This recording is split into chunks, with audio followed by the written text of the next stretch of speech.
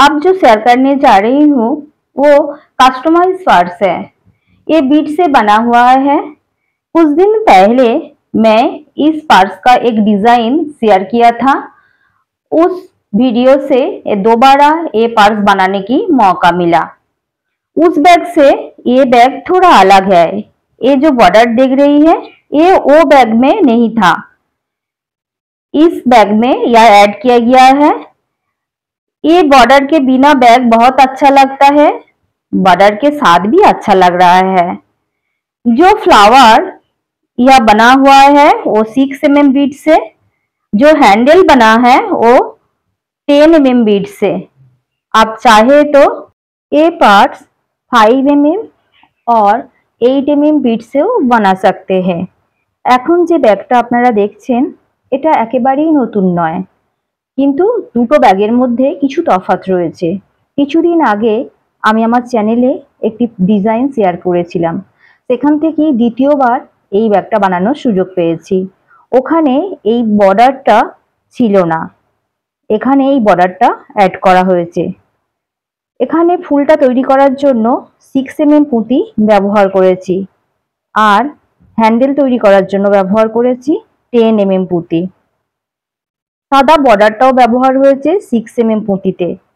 এই বর্ডারটা ছাড়াও ব্যাগটা ভীষণ সুন্দর, বর্ডারটা দিয়েও ব্যাগটা অনেক সুন্দর। যার যেটা ইচ্ছা সে সেটা তৈরি করে নিতে পারবেন। এর টিউটোরিয়াল আমার চ্যানেলে রয়েছে, আমি ডেসক্রিপশন বক্সে শেয়ার করে দেব। প্রয়োজন হলে সেখানে গিয়েও আপনারা দেখে নিতে পারবেন। এটা crystal beads crystal cutting gold Beed से तैरी करेছি। इस बैग के लिए मैंने रेडीमेड एक्रिलिक शीट यूज की।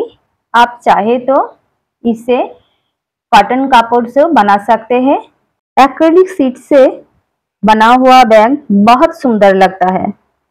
এখন যে ব্যাগটা আপনারা দেখছেন তার মধ্যে আমি অ্যাক্রিলিক শীট ব্যবহার করেছি, যেটা মার্কেট থেকে রেডিমেড কিনে নিয়ে এসেছি। এখানে আমি আর এটা কেটে তৈরি করিনি। যদি আপনারা বাড়িতে তৈরি করে নিতে চান তবে শুধু শীট কিনে আনতে হবে এবং চেনটা তার সঙ্গে অ্যাটাচ করতে হবে, তারপর পুঁতির সঙ্গে অ্যাটাচ করতে হবে।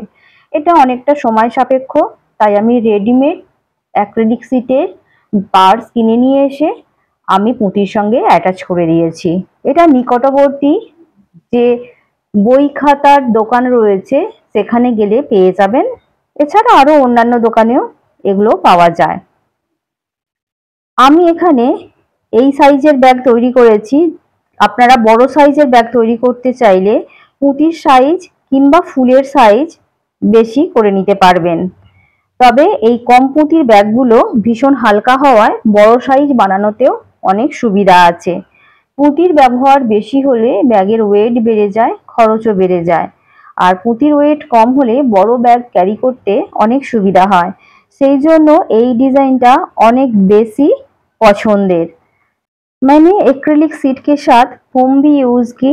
आप चाहे तो फोम के बिना ये बैग बना सकते हैं। आज এই পর্যন্তই, দেখা হচ্ছে নেক্সট ভিডিওতে। টাটা।